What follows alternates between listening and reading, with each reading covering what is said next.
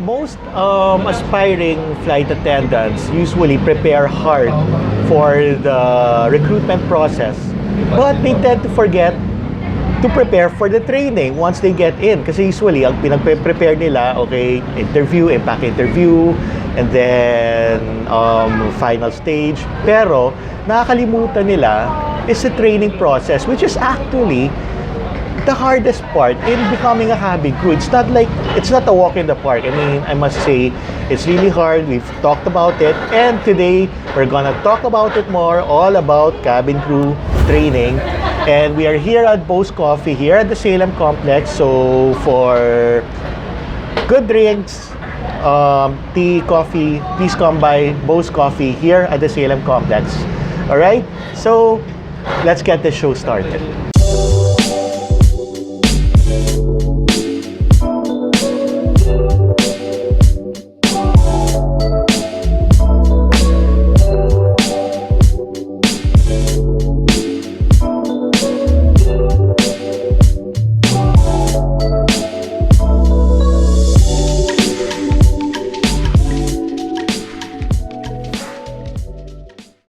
Alright, so back to the topic on training. We're here to talk about it extensively. Ano ba talaga yung training, ang cabin crew training? Why flight attendant aspirants really have to prepare for this grueling process. And with me here is a Cebu Pacific lead cabin crew international, Yes. right? Yes. Which is equivalent to a purser level in Cebu Pacific. We have CJ De Guia. Yes. Thank you for being part of the show, Hello. CJ. Thank you for having me, Sir Mon. Of course, you're a vlogger pala, right? Yes. So would you like to promote first your channel? Of course, guys. Please visit my channel, CJ De Guia. Just type CJ De Guia and you will see me there wearing my red coat from the Great Wall of China. Please watch my videos, like and subscribe. Alright, so please do subscribe to CJ's channel on YouTube. What do you have there? What are your content? Well, at first, puro layover vlogs lang. Yes. But then, may isa akong video, yung most viewed ko actually, kung saan nag-interview rin ako actually ng kalipad. Okay. Ng kalipad ko. And maraming na-inspire. Yes. So, kinontinue ko lang siya. Yan, mostly mga ganun lang. Cabin crew stories also. Cabin crew stories. So please do subscribe also to CJ's channel on YouTube. She's there. I'm definitely sure you're gonna get lots of information on becoming a cabin crew. So today we'll talk about training. Yes. Training. So how long have you been flying, first of all? Well, I've been flying for more than a decade. More than 10 years. More than 10 years. Yes. I started my first ever flight was last April 2009. And then until now, same company. This is your first airline? My first airline, my first job. But ever since ba, pangarap mo na maging cabin crew? Yes, it was my childhood dream po. Childhood dream. Yes. Another childhood dream came true, and she's been flying for 10 years with Cebu Pacific. Alright? So, CJ, 10 years of flying, 10 happy years of flying. But of course, before you reach this, nag-training ka. Yes, of course. So, could you share us your training experience and how was it actually? Well, training experience, to be honest, it was exhausting. Okay. I didn't expect na yung training ganun kahirap. And then when I saw the CCOM and the CCSM, it was so thick Yes. na you have to memorize. And hindi lang basta memorize, Sir Mon. You have to memorize it by heart. Yes. Kasi if mind lang, madali siyang kalimutan. Madali siyang makakalimutan. So you really have to memorize it by heart. Sobrang kapal. Pero ako kasi ay fresh graduate. Yes. So, hindi ako masyadong nahirapan sa part na yon, to be honest. Nahirapan ako actually sa environment. Okay. Kasi hindi ako sanay na parang lahat ng tao, you have to talk to them, you have to greet them. Hindi kasi ako sanay sa ganong environment. Kasi when I was in college, kung sino lang yung circle of friends ko, yun lang. Okay. But here, this is a people-oriented career. Yes. So, you should get into the habit of being friendly and talkative with the people you meet, di ba? Okay, So yun yung medyo naging challenge ko at first. Yeah. And then with the training naman, of course, the written exams, napakadami. Ang dami. Hindi- Araw-araw yun, di ba? Almost every Almost day. every Pero day. our first day actually, hindi naman siya masyadong nakaka-stress agad. Okay. Kasi mostly introduction lang, what to expect sa training schedules. Pero we only get one day off. Ang off lang namin is Sunday lang. And then even Holy Week, kasi nag-start ako ng training March. So Holy Week, nag-EEP drills kami. Imagine you're shouting your emergency commands. And you have Holy to miss Week yun. family activities, right? Yes, pero that's the first family event actually na na-miss ko. Training pa lang ako, meron na akong May na-miss out na. may na-miss out na ako agad. Pero kasi before I enter before I apply, alam ko na ganun yung mangyayari. So, yes. expected ko naman na yun. So, hindi naman ako masyadong broken-hearted na nangyari yun. At I think naman before you even enter, dapat alam mo na that, Yes. goodbye weekends, goodbye holidays. Because Yes, once you start definitely. flying, lalo na pag Christmas, New Year, holidays, Opo. reunions, Yan yung mga pwede ka lumipad di ba? Yes. Especially yung holidays kasi peak yun Yes, peak season. Peak yun, di ba? Wala ka talaga. Goodbye Christmas and New Year talaga. Yes, and that became part of the training also. Yes. And wala kasi kami masyado. Actually, lahat kami. Hindi namin alam what to expect sa training. Kasi before, year 2009, hindi pa naman uso yung mga YouTube. Wala kang idea at all. So, lahat nung na-experience namin sa training, lahat Yes. ng yun, na-experience namin first-hand nang wala kaming idea. As in, dun lang, yung sinabi sa training, okay, every day, we are going to check your grooming, you have to come in full makeup, Yes. kailangan talaga presentable ka, kasi every day, madjudge ka talaga. And it's part of your training. Yes. Kaya swerte kayo because right now, mapaprepare na kayo for the training. Sila, they weren't prepared for it. Nagulat sila na, uy, ganito pala kahirap. Yeah, Kaya swerte kayo that you guys are now being briefed of what to Yes. prepare for. And I hope it will help, right? So, let's go to some parts of the training, right? Alam ko maraming parts but let's Yes. go to what's usually shown. Let's go first to the written exams, the classroom exams. Okay. Ganun. So, sa classroom exams naman, mahirap siya in a way kasi before, kasi ngayon iba na eh. Before kasi, as in parang old school na may test papers. Okay. Ganun yung exam before. And you are only allowed to have one mistake for One major mistake. subjects. Okay. Only one mistake. And for minor subjects, I think, if I can remember it right, I think maximum of 2 mistakes. Maximum 2 mistakes? Yeah. Grabe. And the hardest exam actually is the plotting, the emergency equipment plotting. Yes. Kasi you have to memorize all the emergency equipment inside the aircraft. So yun, one mistake lang din. One mistake. Yeah, one mistake lang din. And ang problem kasi dyan, kapag meron kang kulang, like, for example, isang equipment sa isang location, pag namali ka ng number, mali na yun. At kasi aside from the equipment, you also have to write the quantity. Okay. Yes, and for the equipment naman, you have to memorize the operation as well, and the duration. Napakadami, lahat talaga, everything, lahat ng nasa aircraft. So talagang you have to really know by heart. Yes, know it by heart. Focus. You have to know it by heart kasi after mo ma-release, gagamitin mo pa rin siya. It's not naman hanggang training lang. So after mo ma-release, yun na yung real battle. Nandun na. I believe that, when it comes to safety, hindi pwede magkamali dun eh. There's no room for mistake talaga. Exactly. Kasi one mistake can prove fatal. I mean, I've seen it in air crash investigation. Yes. Wrong decisions, one small mistake, parang hindi lang napansin, Apo. pam. Yes. It can prove fatal. So that's why in the airline, as much as possible, they minimize mistake talagang to the detail. Apo. To the detail. So how about EP drills or emergency procedure? The EP drills, for me, is the hardest part of the Okay. training. It will happen by the end of the training pa. Siguro mga last 2 weeks or last 3 weeks ng training. Yes. For me, it's the hardest part kasi lahat ng inaral mo inside the classroom, you have to apply it dun sa EP drills. even the firefighting, lahat. Doon na siya, parang doon mo na siya i-reenact. Given the situation ng mga instructors ninyo. So, doon ka magre-react ka based on the situation na binigay nila. So, for me, that's the hardest part talaga, the EP drills. Yeah. Di ba maraming drills yun sa EP, right? Sa emergency. Yes. Ano pinakamahirap doon? Well, for me, the hardest part is the planned emergency. Kasi we have the planned emergency. Kasi doon sa planned, marami silang binibigay na situation. Unlike pag unplanned, mabilis lang siya natatapos.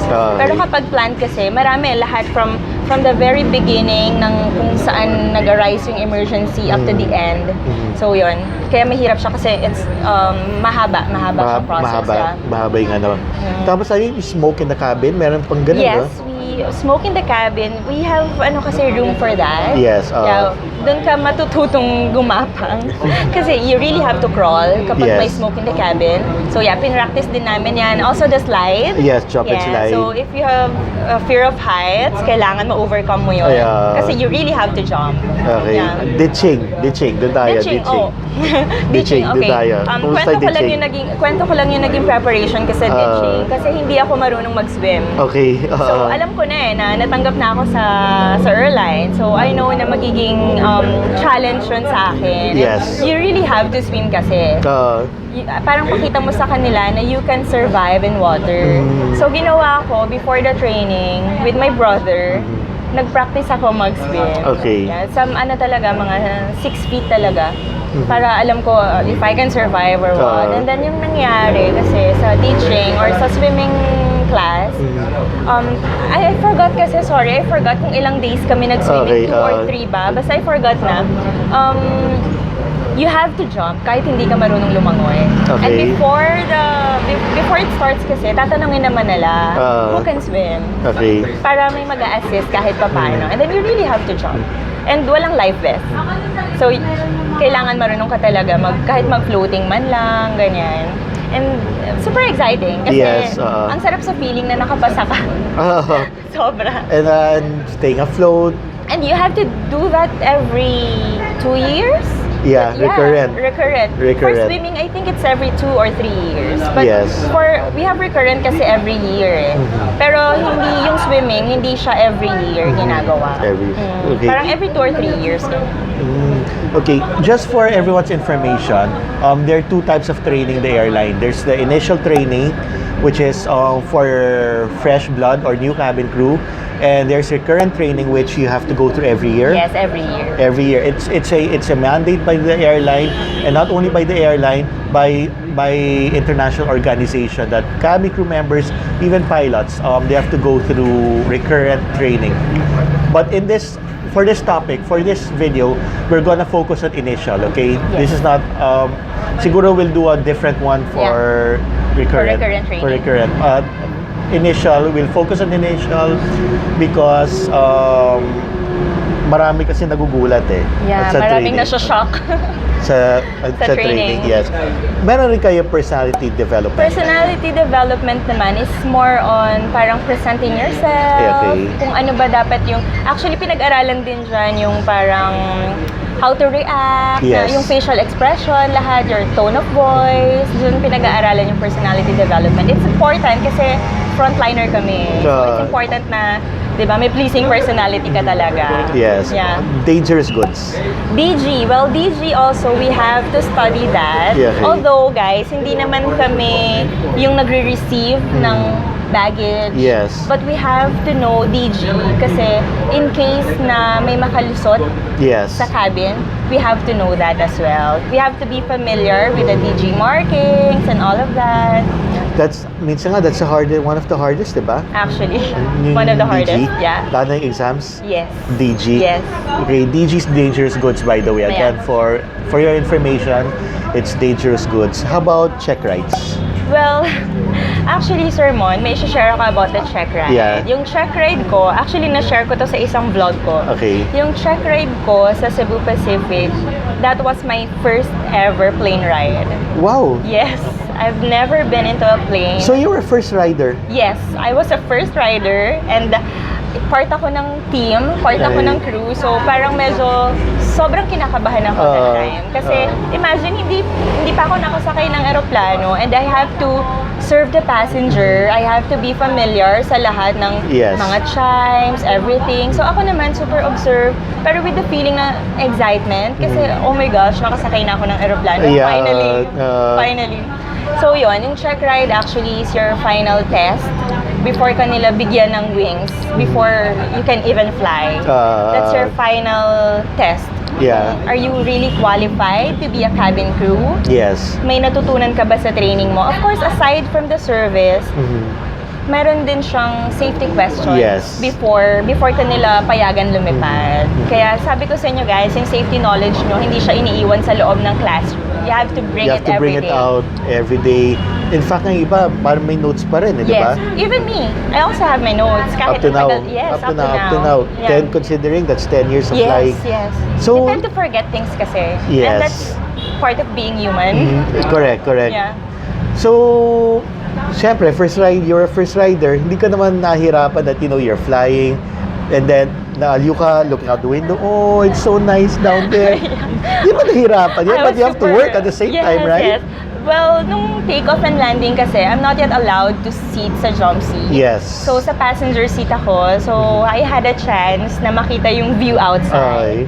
So, yun. Okay naman. Na-enjoy ko naman yung take-off and landing ko. Yeah. Although, syempre, iniisip ko, okay, after seatbelt sign-off, I have to work. I have to work, yeah. Iniisip ko na ano yung first thing na gagawin ko after take-off. Well, they're very nice naman. May seniors, very nice. Tinuturuan naman talaga nila lahat ng bago. Tsaka, considering that you're a first rider, I'm sure they're aware na, pag pumutok ng tenga, yung air Luckily, pockets. wala naman ganung nangyari sa akin. Wala rin akong air sickness or anything. Good, super at least. smooth talaga nung check ride ko. Ang check ride, And check ride ko, actually, sir, Taipei. I will never forget that flight. Taipei, international flight pa. Right away. Oh my God, okay, sige. Speaking of of what we go through training, all the process, how can yung cabin crew these trainees prepare for the grueling training beforehand? Well, first of all, you have to be sure about yourself. Yes. Gusto mo ba talaga to? Do you really want this? Kasi if you want this, kahit gaano kahirap, ipupush mo eh. Yes. And of course, before the training, you have to be, like yung pagpe-prepare mo before your interview, still you have to be mentally and physically prepared. Why physically? Kasi every day, like what I said, every day you will be judged by your instructors, by your fellow trainees. Kasi you will come in front, kailangan perfect ang makeup mo, ang grooming mo kailangan. So kailangan beforehand, mag-ready ka na what to wear. And then, I forgot kung yung CCOM nakuha namin siya on the first day of training. Pero ang ginawa ko kasi noon, nag-try ako mag-memorize ng ibang books, nagbasa-basa ako, ganyan, what to expect, ganyan. Pero kasi wala pa kami, hindi agad nabigay yung CCOM namin. I think on our first day pa. So, nung first day, right after ibigay, binasa-basa ko na siya. You have to do advanced reading, ganyan. So yun, just be sure na ito talaga yung gusto mong work. I also think that, you have to be sure because come challenges, pag half-hearted ka, matatalo ka eh. Yes. Kakainin ka ng parang pag-give up na lang. Yes. Ng self-doubt, then later on, parang, this is not for me. So, actually, sir, maraming ganyan. Parang in the middle of the training, nababawasan sila ng 2, 3. Sinatanong ko sila, why? Sabi ng mga batchmates, miss, nahirapan ko sa training, ganun. Sabi ko, sayang naman. Kasi nandun na sila, parang one step closer na sila sa pagiging cabin crew. Nasasabi ko na lang na maybe, just maybe, hindi talaga nila gusto. Kasi if you really want this, you will do everything, whatever it takes, para, para makuha siya. Kasi nandito ka na eh, diba? So, dapat alam nila, anong pinapasukan rin nila. I've also believed that. Yes. Dapat alam nila that, this is not about traveling from point A to point B. It's definitely not just about traveling. About traveling, the glamour, ganun. It's about service eh. It's about service. It's about being safety professionals. Safety professionals, yes, definitely. And speaking of that, the reason why we're also doing this video is to let you know that becoming a cabin crew is not just about serving coffee or tea, chicken or beef. It's not only about that. No, definitely. It takes a lot more. The airline will not invest this much of this amount of time and money kung yan yung trabaho lang ng crew. But apparently, there's more to serving passengers. It's safety. Yes, safety. Safety is the most important thing. And that's why, iba yung training ng cabin crew. Iba. And you're hearing it directly now from CJ. Ano yung dinaanan nila. How long was your training that time? If I'm not mistaken, 5 or 6 weeks. 5 or 6 weeks. It's been a long time na, sorry guys. Yeah. 5 or 6 weeks, yeah. Yes. Kasi before we used to fly the small plane, the turboprop. Yeah, yung Pero ATR. that time, hindi pa siya kasabay sa training. So yung 6 weeks na yun is purely for the 320, for the Airbus 320 and 319. We used to have 319 also. Yeah. And then, after a month of flying, they will train you naman sa turboprop, sa ATR. So the ATR training is only 1 week. Yun. So, hindi siya sinasabay talaga before. Yeah. What should be the right attitude for aspirants before starting their train? Ano dapat yung tamang attitude nila? Attitude. Well, I think you should have a positive attitude. Yeah. And you have to be flexible. Kasi positive attitude, kasi of course, you're the frontliner. And naniniwala kasi ako, Sir Mon, na you have, parang yung mga flight attendants, sila yung most lasting impression. Yes. Kasi most last impression ng every airline. Yes. Kasi lahat ng na-experience nila, bad experiences nila from the check-in counters or kung mabagal ang website, lahat ng yan, pwede mong mabago pag nasa flight na sila. Parang kayo yung bread and butter ng airline company. Correct. Tsaka frontliner. Yes. And you have to be flexible as well kasi even during the training, sometimes mag-training kayo up to late night. Kailangan ready ka to alam mo yun, na dun sa ganung schedule kasi especially pag nag-start ka na. Yes. Diba? Iba-iba yung working kailangan schedule flexible ka talaga. Kasi kung hindi, mahirap. Kawawa ka. Kawawa ka. Especially that, when you start flying, there are times you'll be flying red-eye flights, which is basically 12 midnight. Then the following day, in the morning, di ba? And when you start flying, when you guys start flying, you have to be in tip-top shape. Hindi ka pwede antukin, di ba? Bawal matulog. Bawal matulog. Yes. Kaya nga, isa yan sa naging struggle ko actually. Pero wala akong choice. I have to be flexible. Yes. I'm a morning person. So, love ko yung mga early morning flights, ganyan. Pero, I have to make the necessary adjustments. Kasi kapag red-eye flight, paano naman ako? Diba? So, ginagawa ko, I have to prepare. I have to sleep in the afternoon para I have enough rest before my flight. So, ganun lang. Mag-a-adjust ka lang kasi wala tayong choice dahil ganun talaga yung schedule ng airline. Correct. Yeah, you have to make the adjustment. So, what are some tips for our fresh blood cabin crew or cabin crew aspirants na nakapasa ng recruitment and now they're up for training? What are your tips for them? My tips for the future trainings. Yes. Very important na kasi nga people-oriented career to. Yes. Flight attendant is more than just a job. Yeah. This is a lifestyle. Correct. So kailangan maging flexible kayo. And you should be into the habit of being friendly, talkative. Correct. Make friends with your fellow trainees, with your instructors. And hindi naman make friends like feeling close agad, first training day pa lang. I mean, get to know them. Yes. Kasi during the training, sa sobrang hirap, it's nice to know na you have someone from your fellow trainees na pwede kayong mag-open up, parang pwede kayong mag-share ng feelings nyo about the training. Kasi I'm sure they'll be the one who understand you the most. Kasi you're in the same situation So it's nice to know na pagpapasok ka ng training room mo, komportable ka. Kasi you know the people inside. Yes, diba? And before the training ends kasi, yung mga yan, magiging brothers and sisters mo. Correct. Parang they will have your back. Yes. Kaya, please, do not compete with your fellow trainees. be friends with them. Kasi the training is not a competition. Ganun kasi yung naririnig ko sa iba sermon, na parang they want to be the top one, they want to be the top two. So, hindi nila sinishare kung ano yung mga techniques nila, how to memorize this, how to do that.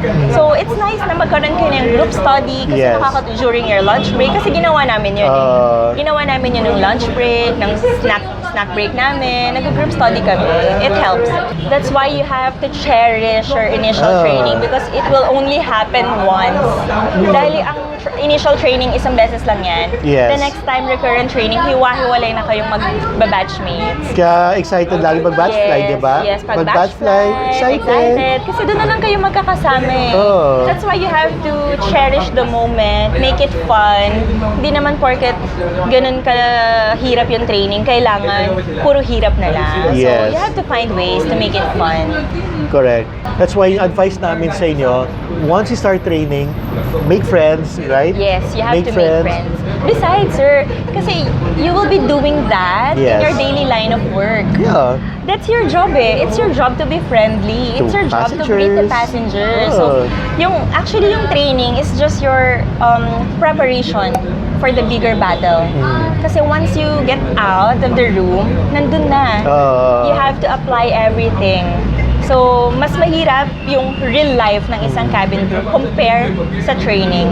So, you really have to give your 100%. That's why sa training pa lang, make the most out of everything. Make the most out of it and treasure every moment. Learn a lot. Kung kunyari, medyo napagalitan ka, take it constructively because that's part of it. I mean, that's the only way everyone learns. Pag nagkakamali, that's the way you learn, right? And you know what, there's some crew members I've met, bumagsak sila sa training, ang una, they waited for how many months, umulit-ulit sila because they really want it.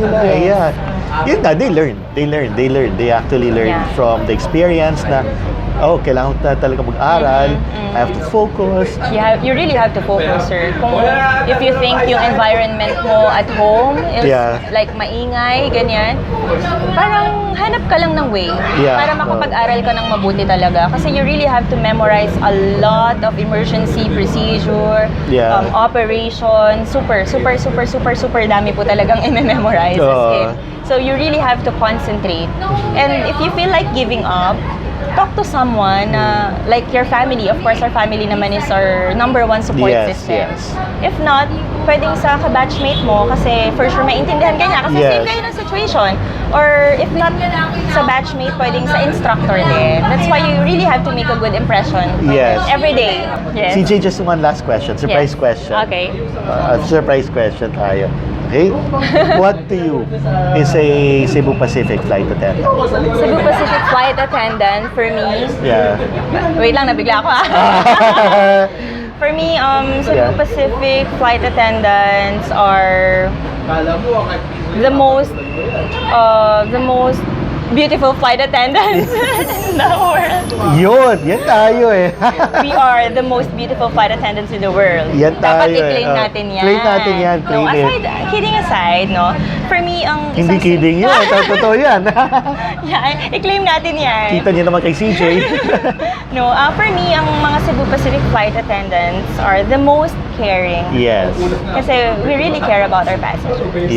So we are the most caring, we are the most lovable flight attendants, not just here in the Philippines, but in the entire world. In the entire world, correct. I was attest to that, okay? Dami akong kilala rin Cebu Pacific. Diba, sir? Pag magkasama kami, masaya lagi. Masaya, diba? Masaya. So thank everyone again for watching. Thank you for your time, CJ. And I'm pretty sure after watching this video, our subscribers will, be more prepared for the training. Lalo na yung nakalusot sa recruitment.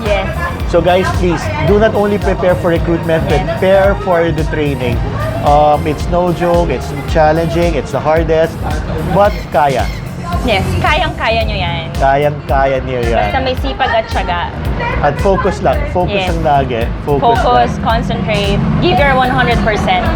And always do educate yourself, invest on, watch videos, try to learn, be prepared. That's why we're doing this for you. para pagkarating sa training, handa kayo. Once you're in the line, you know what you're about to do. Right? So thank you very much for watching Flyhigh Manila TV. Please do again subscribe to our channel and to, of course, subscribe to CJ's channel. Alright, everyone? Thank you for watching and cabin crew love, guys.